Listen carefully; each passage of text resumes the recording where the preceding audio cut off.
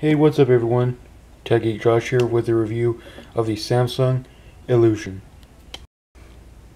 The Illusion features a 3.5-inch TFT display that has a resolution of 320 this way by 480 that way, and a pixel density of only 165, which is pretty bad for a smartphone nowadays. The Illusion is equipped with a 3.2 megapixel rear camera that has 720p recording, but lacks autofocus and it lacks a flash. And it also lacks any type of front-facing camera, which is quite sad for a smartphone. The Illusion runs a very outdated Android 2.3.6 Gingerbread and has a single-core 1 GHz Hummingbird chipset with only 512 megabytes of RAM. Now that quadrant is finished, I'm actually very curious to see what kind of scores we got. And network connection failed. That's great. Not.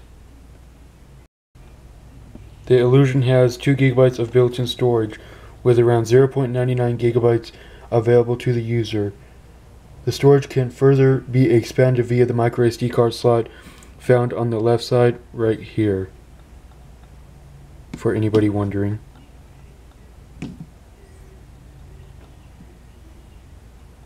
The Illusion can support up to a 32 gigabyte SD card, but why bother expanding or upgrading the storage since this thing can't even move any apps to the SD card? That's what I would like to know. Oh, and I'd like to mention that I did indeed take out the SD card in this thing because I was mistaken. I didn't think it came with the SD card in the unboxing, but it came with a 4 gig card, which I soon removed from this device, knowing that I would never use this device, and knowing that really no apps that I use are compatible, and the apps that are compatible don't seem to work on this piece of crap device. Powering the Illusion is a modest 1500 milliamp hour Li-ion battery that has a talk time of around 6 hours and a standby time of up to 10.4 days. Now my experience wasn't too good because this thing was dead within those 10.4 days. It was dead like freaking, I can't exactly remember, but it was dead like at least 3 days after I charged it, which is not a very good sign. But I'm pretty sure as time progresses, because this is a fairly new device, I picked this up 2 days ago, as you know, if you watched my unboxing. So the battery probably needs to get charged more and more in order for the battery life to get better. So that's probably what will happen, is if I keep charging it like I normally would, the battery life will get better.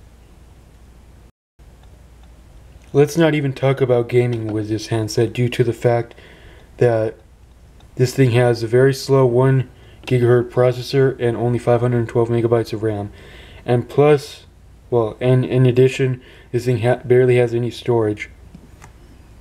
All the preloaded applications, if I can get my camera to focus. Come on, camera. Anyway, all the preloaded applications such as Amazon Kindle, City ID, Guided Tours, Monopoly Classic, My Verizon Mobile, NFL Mobile, Quick Office, Skype Mobile, Slacker Radio, Uno, Vcast Media, something I still can't read it, Vcast Music, Vcast Tones, Voicemail, VZ Navigator, and all of those apps literally cannot be disabled. I tried to disable them, but to my surprise, none of those apps can be disabled. So that's quite a shame. So that pretty much sums up the review of the Samsung Illusion. Overall, the Samsung Illusion is a very good phone for somebody coming from a flip phone or a slider phone for that matter. It introduces an old Android version, but it's new to whoever is coming from a flip phone or slider phone. This will be a really good upgrade for them. because they have their full access to the market, which is now upgraded to the Play Store. Sure, it doesn't have that good of storage, but who's ever coming from those type of phones won't care about the storage. This will get everything done that they need to get done, such as checking emails, browsing the web. No 4G or LTE with this phone here. It's only 3G, which is pretty slow, even though I never really tested it. Probably never going to. And there's no multitasking with this version of Android, as you can see there. Well, I take that back. There is multitasking, but it's not the kind where you can like dismiss it. It stays right. It stays, running. So, hope you guys enjoyed the review of the Samsung Illusion, and I will see you in the next video.